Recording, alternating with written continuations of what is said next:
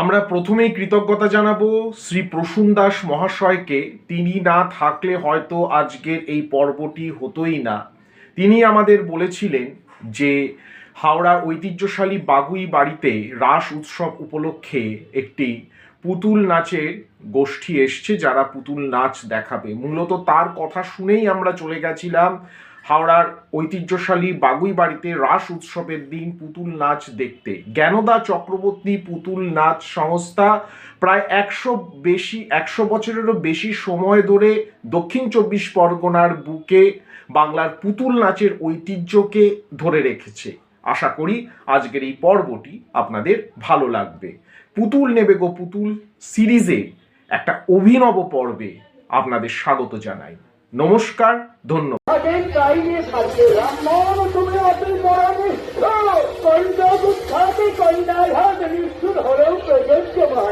তাহলে যাও মা যাও, যাত্রার জন্য প্রস্তুত হও।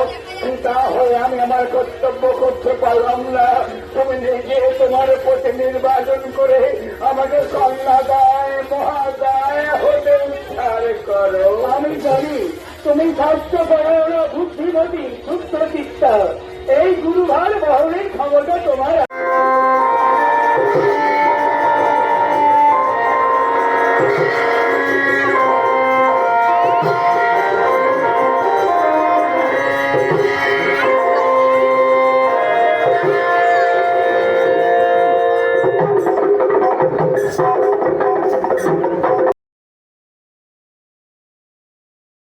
পুতুল নাচে ব্যবহৃত কাঠের এই পুতুলগুলোকে ড্যাং পুতুল বলা হয়ে থাকে এবং এই পুতুলের শরীর কখনো হয়ে ওঠে পিতামহ ভীষ্ম, কখনো হয়ে ওঠে কোনো সামাজিক পালার একটি চরিত্র, অর্থাৎ বর্তমান সময়ের একটি চরিত্র।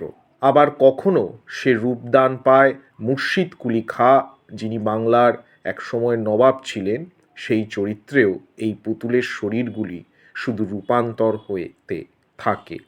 জ্ঞানদা চক্রবর্তী পুতুল নাট্য সংস্থা প্রায় 100 বছরেরও বেশি সময় ধরে এই বাংলার বুকে পুতুল নাচের শিল্পটাকে বাঁচিয়ে রেখেছে। অধ্যাপক এবং বিশেষজ্ঞ ডাক্তার শুভ জোয়ারদারের মতে বাংলার পুতুল নাচের যে শিকড় তা কিন্তু বাংলার প্রাচীন যে গঙ্গারিডি সভ্যতা ছিল তার মধ্যেই নিহিত, এবং তার মতে গোটা বিশ্বকে পুতুল নাচ দিয়েছে এই গঙ্গারিডি সভ্যতা। কারণ এই গঙ্গারিডি সভ্যতার সঙ্গে গ্রিসের একটি সম্পর্ক ছিল। হ্যাঁ বলুন দাদা। আমার দলের নাম হচ্ছে জ্ঞানদা চক্রবর্তী পুতুল নাচ সংস্থা। আচ্ছা, আপনারা কোথা থেকে এসেছেন? আমরা এসেছি দক্ষিণ চব্বিশ পরগনা থেকে। দক্ষিণ চব্বিশ পরগনা কোথায়? ডায়মন্ড হারবার। ডায়মন্ড হারবারেই থাকে? রামনগর থানা, ঠিক। খাগড়াকোনা বলে গ্রাম আছে, আচ্ছা, পানারহাট আছে, কাছাকাছি সংলগ্ন জায়গা, ভাদুরা, এইসব চেনা। হ্যাঁ, আপনার নাম? আমার নাম সুব্রত বেরা। হ্যাঁ দাদা, এই পুতুল নাচ বা নাটক সম্পর্কে একটু যদি আলোকপাত করেন। পুতুল নাচ আমরা সাধারণত সব রকম পালা করি। আচ্ছা, সামাজিক, পৌরাণিক এবং হ্যাঁ। ঐতিহাসিক, আচ্ছা, 3 রকমের পালা হয়। হ্যাঁ, এবার 3 রকম পালা করতে গেলে 3 রকমের ড্রেস লাগে, পুতুলের সাজ লাগে। হ্যাঁ, হ্যাঁ, সেরকম আমরা করি সব সময়, যে যখন যে নাটকটা হবে হ্যাঁ, হ্যাঁ, সেই অনুযায়ী করেন। হ্যাঁ। সেই অনুযায়ী আমরা পুতুলকে সাজানো হয়, যেমন আজকে সাজানো হয়। আজকে কি পৌরাণিক? আজ হ্যাঁ পৌরাণিক। পৌরাণিক গল্পে কি কি থাকে? পৌরাণিক মহাভারতের গল্প থাকে বেশি। আচ্ছা, আর ওর যে চিত্রনাট্য ওটা কি আপনারাই লেখেন? না, ওটা বাজারে বই পাওয়া যায়, কিছু কিছু আমরা নিজেরাও করি। আচ্ছা, যাত্রার নাটক আর কি। আচ্ছা, আর আপনি যে বলেন সামাজিক, সেক্ষেত্রে কি কি থাকে? সামাজিক ঘর্ষণ, সেও নাটক আমাদের বাজার থেকে কিনে আনতে হয়, আচ্ছা, কিনতে পাওয়া যায়। আচ্ছা, আমরা কিছু কিছু আবার পজিশন অনুযায়ী আমরা নাটক তৈরি করি, আচ্ছা। তৈরি করে পরিবেশন করি। যেরকম কয়েকটা নাটকের নাম বলুন আপনার সামাজিক পালার, যে কয়েকটা ধরুন নাটক। চণ্ডীতলার মন্দির, হুম। অভিশপ্ত ফুলসজ্জা, হুম। চিতার আগুন জ্বলছে, আচ্ছা, এরকম নানা রকম অনেক পালা। মানে পারিবারিক এটা। পারিবারিক। আর পৌরাণিকের কয়েকটা নাটকের পৌরাণিক ধরুন মহাভারতের কথা, হুম। গঙ্গা পুত্র ভীষ্ম, হুম। মহারাজা হরিশ্চন্দ্র, হুম, হুম, হুম, অকাল বোধন, হুম, হুম, হুম। এরকম অনেক আছে। আর পৌরাণিক সামাজিক আরেকটা কি? ঐতিহাসিক। ঐতিহাসিক একটা হ্যাঁ, নাটকের নাম। ইতিহাসের ঘটনা থাকে যেগুলো হুম। নবাব আরে থাকে। সিরাজউদ্দৌলা, হ্যাঁ, সিরাজউদ্দৌলা। নেতাজি। না, ওইগুলো ঐতিহাসিক নয়। আচ্ছা। মনে করি আমরা ওই হ্যাঁ। যদিও ইতিহাসের মতো ঘটনা, যে ঘটনা হ্যাঁ। গত হয়ে যাবে হ্যাঁ। সেইটাই ঐতিহাসিক। ঐতিহাসিক। ঐতিহাসিক। সিরাজউদ্দৌলা ছাড়া আর কি নাটক আছে? সিরাজউদ্দৌলা আলীবর্দী খাঁকে নিয়ে হয়। আলীবর্দী খাঁকে নিয়ে হ্যাঁ, হয়। মুর্শিদকুলি খানকে নিয়ে আচ্ছা। হয়। আর এটাকে পুতুল নাচ বলবো না পুতুলের নাটক বলবো? আমরা দুটোই করি। আমরা এটা শ্রুতি নাটক। পুতুল তো নিজেরা কথা বলতে পারে না। হ্যাঁ হ্যাঁ হ্যাঁ, আমরা আপনারাই বলেন। অভিনয় করি, হ্যাঁ। পুতুলে অঙ্গভঙ্গি দেখাতে পারে। অঙ্গভঙ্গি দেখাতে পারে। হ্যাঁ। ঠিক। আর এই পুতুলগুলি মানে ক বছর ধরে করছেন, কত দশক ধরে করছেন? ধরুন আমার বয়স 70-71 বছর হ্যাঁ, হয়ে গেল। হ্যাঁ, হ্যাঁ। আমি পুতুল নাচের সঙ্গে প্রায় 46 বছর যুক্ত আছি। 46 বছর ধরে করছেন। হ্যাঁ, ঠিক। আর দলটা 100-র উপর। 100-র ওপর দল। হ্যাঁ। মানে এই দলের বয়স 100 বছরের 100 বছরের উপর। বেশি। বেশি। ঠিক। আর নতুন প্রজন্ম এই শিল্পে আসতে চাইছে? আসতে চাইছে কিছু কিছু। হ্যাঁ, হ্যাঁ। আবার আসলে যে পয়সাও কম আর গানও কমে গেছে। হ্যাঁ, হ্যাঁ। মেলা পার্বণটা অনেক কমে গেছে। হুম। আগে প্রচুর মেলা হতো। হুম, হুম। মেলার অঙ্গ হচ্ছে পুতুল নাচ। হ্যাঁ। যতই আপনারা ড্যান্স করুন আর ধামাকা করুন, যাই করুন, হুম। জলসা করুন, হুম। কিন্তু পুতুল নাচ হচ্ছে মেলার একটা প্রকৃত অঙ্গ। প্রকৃত অঙ্গ। হ্যাঁ। আর এতে কি নতুন হয়? ছেলে মেয়ে শিখছে? শিখছে খুব কম। কম। আর এই পুতুলগুলো কি দিয়ে তৈরি হয়? কাঠের পুতুল। কাঠের ড্রেসটা আপনারা দেন? হ্যাঁ। ঠিক। যাত্রার যেমন ড্রেস হয় হ্যাঁ, আমরা হ্যাঁ। সেগুলো আর পরাই। পুতুলের কোনো গান আছে? মানে আপনাদের নাটকের মধ্যে হ্যাঁ। গান আছে? হ্যাঁ। একটা লাইন একটু গান গাইবেন যদি হয়। আমার জীবন পথে দেখাবে কে আলো, এ সংসারে আপন করে বাসবে কে ভালো, অসাধারণ। দেখাবে আলো।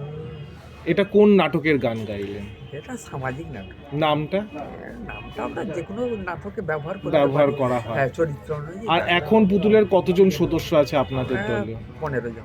সবই তো মানে বয়স্ক, মানে মধ্যবয়সী দেখ। হ্যাঁ।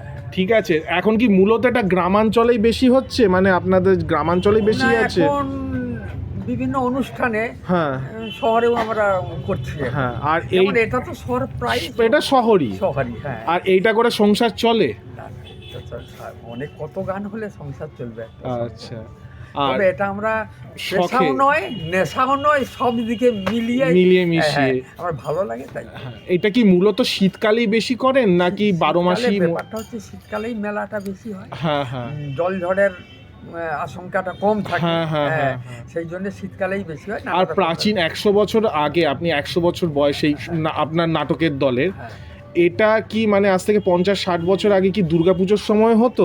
সব সময়। এখন মূলত এটা শীতকালে এসে ঠেকেছে। না, দুর্গাপুজো তখনও দুর্গাপুজোতে হতো, শীতকালে বেশি হতো। এখনো কি? হ্যাঁ, মাঘ মাসে হ্যাঁ। যে গঙ্গা মেলা হয়, হ্যাঁ, আমরা তো গঙ্গা অববাহিকার হ্যাঁ, কাছাকাছি হ্যাঁ। বাস করি। হ্যাঁ, হ্যাঁ। আর বিভিন্ন এলাকাইতে গঙ্গা হ্যাঁ, হ্যাঁ, হ্যাঁ। চারপাশে আছে। হ্যাঁ, হ্যাঁ। ওই গঙ্গা মেলা মনে হয়। হ্যাঁ হ্যাঁ, ওখানটাই হতো। গঙ্গা পূজা হয়, ঠিক। সেখানে মেলা হয়। হ্যাঁ। এক এক জায়গায় এক সপ্তাহ করে। মানে আজ থেকে 50-60 বছর আগে ওই গঙ্গা মেলা, বেশি। দুর্গাপুজো শীতকালেই সব, বেশি সব, হতো। হ্যাঁ। ঠিক। আর এটা দিয়ে মানে আপনার অন্য পেশা কি? আমি রেডিও টিভি সারাই। রেডিও টিভি সারান, তার সাথে সাথে এইটা করেন। গান বাজনার নেশা। বাড়ির ছেলেমেয়েরা মানে উদ্বুদ্ধ অনুপ্রাণিত করেন? সেরকম ঠিক। এখন হ্যাঁ। এতে তো আর পয়সা নেই, সংসার চলবে না। আর কোনো রকমের সরকারি সাহায্য বা হ্যাঁ, কিছু? সরকারি সাহায্য পাই। আমাদের মন্ত্রী হ্যাঁ। মানে মমতা বন্দ্যোপাধ্যায় হ্যাঁ, হ্যাঁ। একটু ব্যবস্থা করেছেন। ঠিক। প্রত্যেক লোকশিল্পীকে লোকশিল্পী, মাসে মাসে ভাতা দেওয়ার ভাতা দেওয়া, করছেন। ঠিক।